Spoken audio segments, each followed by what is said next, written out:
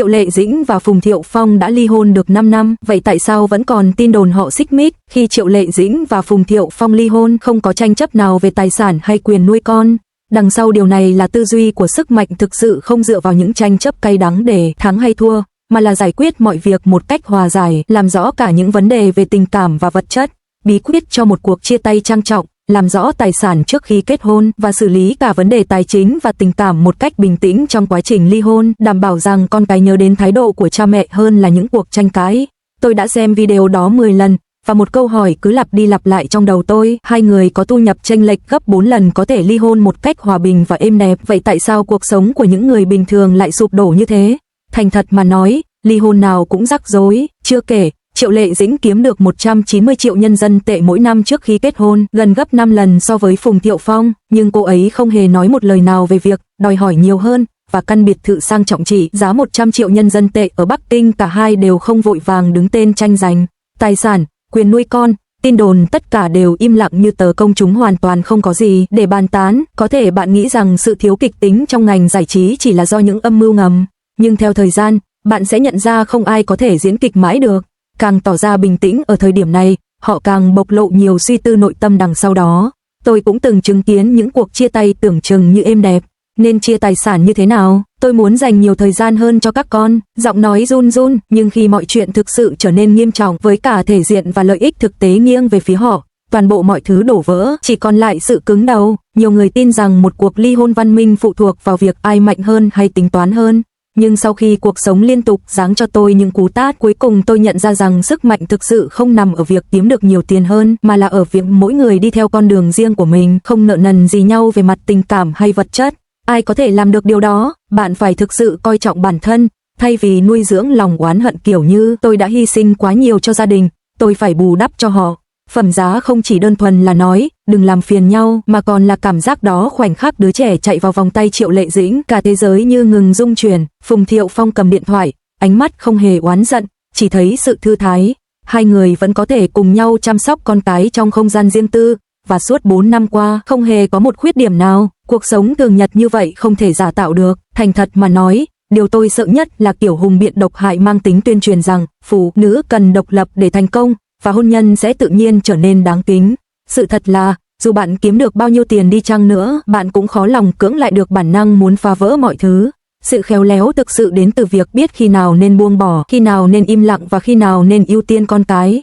Nếu bạn thực sự cần một giải pháp thì cách tiếp cận đáng tin cậy duy nhất thực ra lại không hề phức tạp chút nào. 1. Liệt kê rõ ràng và riêng biệt tất cả tài sản và nợ nần trước hôn nhân.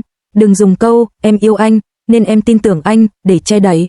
2. Khi một mối quan hệ kết thúc, hãy xử lý mọi việc một cách bình tĩnh và nhẹ nhàng. Tách biệt vấn đề tài chính khỏi mối quan hệ gia đình.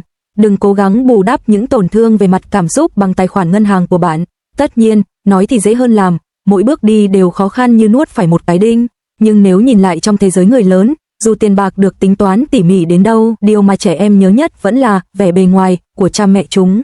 Có lẽ điều quý giá nhất không phải là bạn nhận được bao nhiêu tài sản, xe hơi hay vé xem thi đấu, mà là nhiều năm sau, con bạn vẫn có thể chạy vào vòng tay bạn và tự tin nói rằng không ai có thể thay thế được bố mẹ cả. 4 năm trước, Triệu Lệ Dĩnh và Phùng Thiệu Phong chính thức tuyên bố ly hôn. Cuộc chia tay êm đẹp, không có kịch tính hay tranh cãi ồn ào, đã gây ra nhiều đồn đoán. Vào thời điểm đó, dư luận tập trung nhiều hơn vào tính chất kịch tính của cuộc hôn nhân và chia ly giữa cô gái quê và chàng trai giàu có. 4 năm sau, khi mọi người quay lại nhìn cặp đôi này, họ nhận ra rằng dòng chảy thời gian đã tạo nên hai quỹ đạo cuộc đời hoàn toàn khác biệt. Một người tiếp tục leo lên đỉnh cao sự nghiệp, định hình lại bản sắc của mình bằng một loạt các tác phẩm vững chắc. Người còn lại, sau khi trải qua giai đoạn khó khăn, đã lặng lẽ thay đổi bản thân, cố gắng rũ bỏ những định kiến trong quá khứ. Đây không còn là cuộc thảo luận về thắng thua trong hôn nhân, mà đã trở thành một ví dụ sinh động để quan sát những lựa chọn cá nhân và con đường trưởng thành trong ngành giải trí. Năm 2018, Triệu Lệ Dĩnh và Phùng Thiệu Phong gặp nhau trên phim trường Mộng Lan và chính thức tuyên bố kết hôn. Cuộc hôn nhân này được một số người coi là cuộc hôn nhân vội vã. Đối với Triệu Lệ Dĩnh, diễn ra khá kín đáo. Sau đám cưới, những bất đồng giữa hai người nhanh chóng trở nên rõ ràng.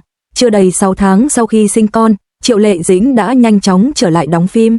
Trong một cuộc phỏng vấn, cô nói, tôi không muốn đánh mất chính mình, kiên quyết giữ vững hình tượng nữ diễn viên Triệu Lệ Dĩnh. cô tiếp tục vào vai Hà Hành Phụ trong Hạnh Phúc Vạn Gia và từ bản hiệp trong Gió Nửa Hè, chủ động thoát khỏi hình tượng nữ chính thần tượng ngọt ngào trước đây và thể hiện một khía cạnh mạnh mẽ, thậm chí cá tính. Trong khi đó, Phùng Thiệu Phong đã bày tỏ sự bối rối của mình về hôn nhân trên một chương trình truyền hình, từng hỏi, cô ấy thực sự thích tôi hay chỉ muốn kết hôn với tôi? Sự khác biệt về giá trị sống của họ đã báo trước sự chia ly sau này. Năm 2021, cả hai tuyên bố ly hôn, một quá trình diễn ra khá êm đẹp. Sau ly hôn, sự nghiệp của Triệu Lệ Dĩnh trải qua một giai đoạn phát triển bùng nổ. Cô không chỉ củng cố vị trí của mình trong lĩnh vực phim truyền hình với bộ phim Gió Thổi Nửa Mùa Hè, đạt 9 tỷ lượt xem và giúp cô giành giải nữ diễn viên chính xuất sắc nhất của giải Phi Thiên, mà còn thành công bước chân vào ngành điện ảnh. Trong phim Sao Điều 20 Sao của Trương Nghệ Mưu, cô vào vai Hao Diêu Ping, một người mẹ câm điếc. Để chuẩn bị cho vai diễn, cô đã học ngôn ngữ ký hiệu và hầu như không nói gì trên phim trường, chỉ dựa vào biểu cảm khuôn mặt và ngôn ngữ cơ thể để lay động khán giả. Với vai diễn này, cô đã giành giải nữ diễn viên phụ xuất sắc nhất tại giải thưởng Bách Hoa.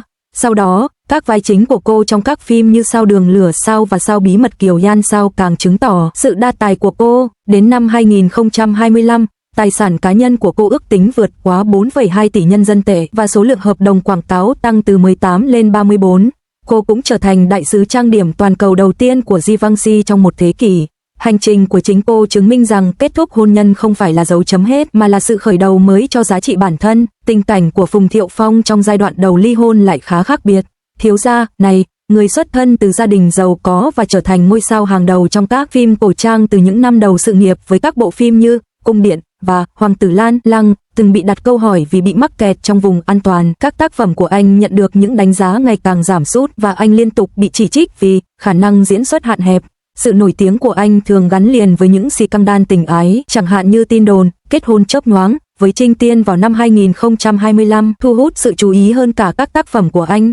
Tuy nhiên, sự thay đổi trong hôn nhân dường như đã trở thành bước ngoặt trong sự nghiệp của anh. Anh đã từ chối lời đề nghị hậu hùng để tái hiện vai diễn Guti Nhai, thay vào đó chọn cách trau dồi kỹ năng diễn xuất bằng cách thử thách bản thân với những bộ phim nghệ thuật và kịch sân khấu thuộc thể loại kén khán giả. Trong phim Mặt Trời Lên Đỉnh, anh vào vai một người bình thường phức tạp và cảnh diễn 3 phút không lời thoại, chỉ dựa vào ngôn ngữ cơ thể tinh tế đã giúp anh được công nhận về khả năng diễn xuất. Danh tiếng này trở thành điểm khởi đầu cho sự thay đổi hình tượng của anh. Những năm gần đây, Phùng Thiệu Phong đã mở rộng đáng kể phạm vi diễn xuất của mình, chủ động rũ bỏ hình tượng trước đây. Trong bộ phim khoa học viễn tưởng Chúng Ta Sống ở Nam Kinh, anh vào vai một nhà nghiên cứu đài thiên văn hiền lành và tinh tế. Còn trong bộ phim Yêu Nước Mặt Trận, anh vào vai Hạ Yên, một chiến sĩ văn hóa. Đối với vai diễn sau, anh đã nghiên cứu trước các tác phẩm của nhân vật thay đổi hình tượng thiếu gia trước đây của mình. Đầu năm 2026, ở tuổi 47, anh nhận vai chính trong bộ phim truyền hình Mạng Lưới do Bộ An ninh Quốc gia sản xuất, và hình ảnh điềm tĩnh kín đáo của anh được cho là hoàn toàn phù hợp với nhân vật. Ngoài ra, anh còn tham gia dàn diễn viên của bộ phim hài Pegasus 3 của Han Han, mở màn cho sự nghiệp điện ảnh mùa xuân của ông. Mặc dù số lượng phim anh đóng giảm so với trước khi ly hôn, nhưng đánh giá của khán giả lại cải thiện đáng kể. Anh không còn chỉ là chồng cũ của Triệu Lệ Dĩnh hay Cố Đình Diệt nữa, mà đang dần lấy lại danh hiệu nam diễn viên Phùng Thiệu Phong. Trong cuộc sống cá nhân, hai người cũng khá khác biệt. Trong khi sự nghiệp của Triệu Lệ Dĩnh đang thăng tiến, cô ấy cũng cố gắng cân bằng giữa công việc và gia đình. Người quản lý của cô tiết lộ rằng cô ấy luôn dậy lúc 5 giờ sáng mỗi ngày để dành thời gian cho con, trò chuyện video trong giờ nghỉ quay phim và kể chuyện trước khi đi ngủ cho con dù đêm về muộn đến đâu. Vào nửa cuối năm 2024, cô ấy đã từ chối tất cả các sự kiện để tập trung dành thời gian cho con, nhưng sự nổi tiếng của cô vẫn không hề suy giảm, thậm chí một vai diễn khách mời trong một bộ phim truyền hình cũng có thể trở thành xu hướng trên mạng xã hội. Mặt khác, Phùng Thiệu Phong lại xuất hiện kín đáo hơn.